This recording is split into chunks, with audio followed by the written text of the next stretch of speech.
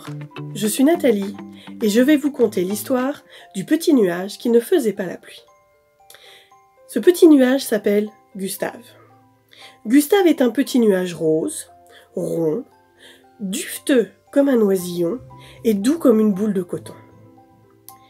Ce petit nuage a un papa qui est un gros nuage noir qui sème le vent et la tempête, la grêle autour de la planète. Alors que sa maman, elle, est plutôt une légère brume d'été qui s'évapore au soleil couchant. Un jour, son papa et sa maman lui disent « Gustave, tu n'es plus un bébé nuage.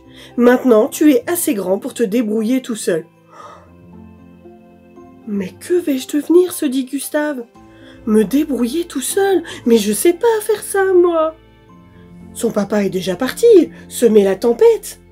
Alors que sa maman lui murmure en s'évaporant « Gustave, il est temps pour toi de trouver ta place dans ce vaste univers. » Oh là là, ce vaste univers. Je ne sais pas comment faire. Gustave se met alors à pleurer tellement fort qu'un gros nuage gris qui passait par là lui dit « Ne pleure pas, oh là là, petit nuage rose, sinon tu vas fondre !» avant même d'avoir commencé à découvrir le monde.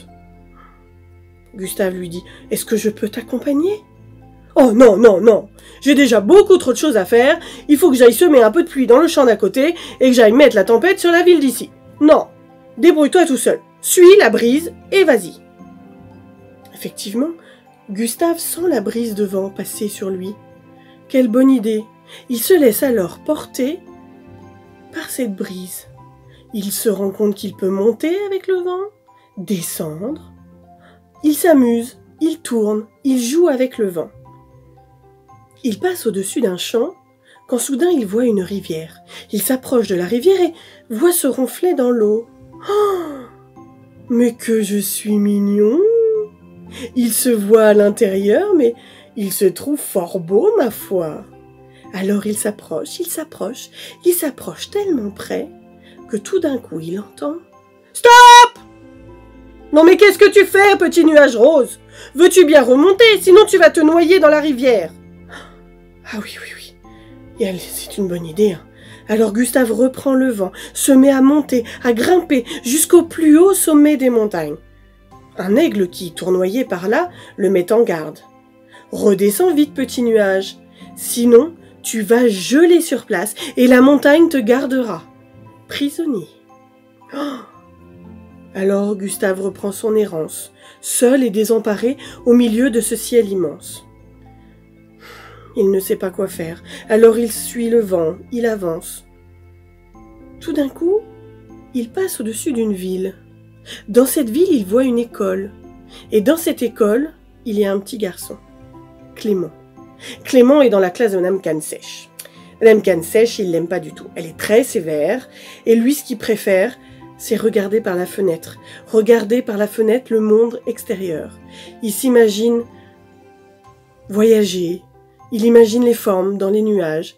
Et quand il voit Gustave, oh, quel bonheur! Ce petit nuage rose, tout de suite, lui donne envie de voyager. Il s'imagine grimper dessus, passer le mur de l'école, traverser les océans, rejoindre la forêt amazonienne, passer par-dessus l'Arctique. C'est l'heure de la récréation. Alors Clément sort avec tous ses camarades de classe. Il montre le petit nuage à tous ses camarades. Tous lui font des petits « Coucou, coucou nuage rose, reste ici, reste avec nous petit nuage rose ».